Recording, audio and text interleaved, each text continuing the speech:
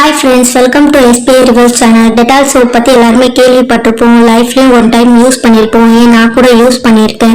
ஏன்னா இது affordable price ரேஞ்சில் கிடைக்கும், பக்கத்துலேயே கிடைக்கும். பட் இதில் என்ன இன்கிரியன்ட் இருக்குன்னு நம்ம பார்த்துருக்க மாட்டோம்.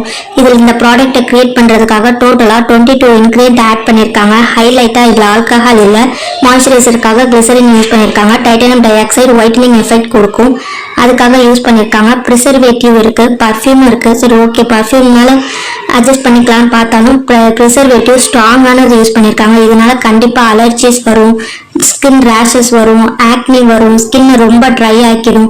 இந்த ப்ராடக்ட் யூஸ் பண்ணதுக்காக அதை சரி பண்ணுறதுக்கு நிறைய ப்ராடக்ட் யூஸ் பண்ண வேண்டியதாக இருக்கும். இது மட்டும் இல்லாமல் கிளென்சிங் ஏஜென்ட்டாக ஒரு சர்ஃபெக்டன்ட் யூஸ் பண்ணியிருக்காங்க. அது ரொம்பவே ஸ்ட்ராங்கான க்ளீன் பண்ணக்கூடிய ஏஜென்ட். அது நம்ம ஸ்கின்னை ரொம்ப ஹார்ஷாக க்ளீன் பண்ணும். அதனால ட்ரைனஸ் சீக்கிரமாக ஏஜிங் ஆகிற ப்ராசஸ் ஆகும்.